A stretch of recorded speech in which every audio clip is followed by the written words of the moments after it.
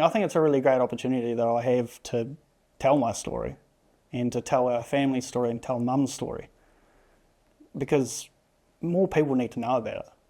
More people need to know what Rānui do for families.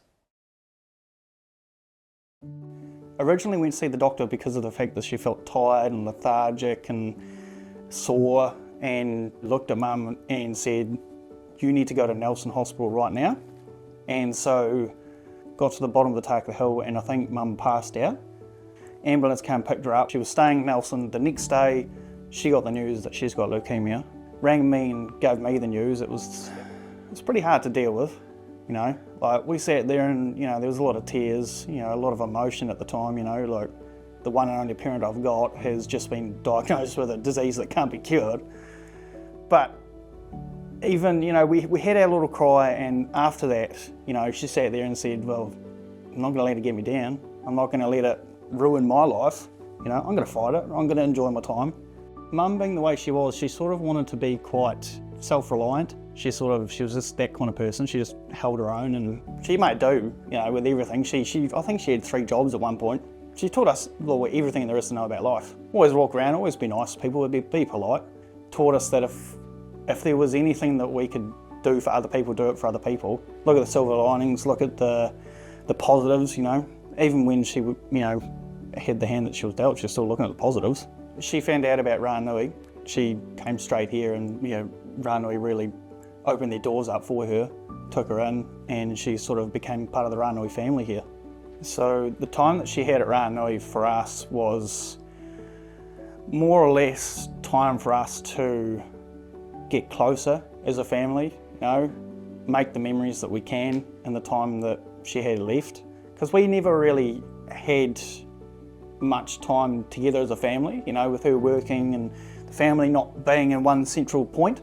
So Rānui sort of offered us that central point to base ourselves from. So we got that time to spend with her and make those memories, and, you know, it was just simple little things, you know, having dinner together, going out for a walk. It wasn't extravagant, but it was very, very meaningful. So the place that Rānui is phenomenal in terms of what they offer. It's not just a bed, it's not just a, you know, somewhere to go and lay your head down. It's very much a home away from home. So her treatment plan, I think it was 4 weeks on, 2 weeks off, but it did vary depending on how she was feeling at the time. She was tracking really well, and so she was, you know, the doctors were really looking up and up for her, and I think something happened in her.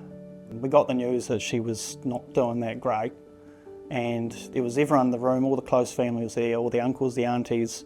We all said our goodbyes, and then she passed away. It was it was hard. It was really hard, yeah.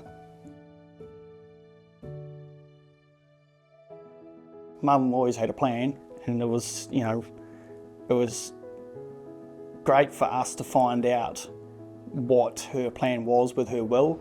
She did have that bequest for $10,000 for Rānui to be put into the legacy program. It was fantastic. We thought it was just the bee's knees. Having Rānui here for us was so impactful and was so positive, and it was just a massive load off our shoulders. If Rānui wasn't here, I think it would be a massive, massive struggle for a lot of people. To have somewhere like Rānui it's life-changing, like truly is life-changing. It's somewhere to stay, it's, you know, it's a home away from home for us. And I'm incredibly happy that we, you know, donated the money that we have donated to the Rānui House. And I think if anyone can, they should. Leave a legacy of light, a gift for the future. Reach out to learn how your gift can offer hope, comfort and care for generations to come.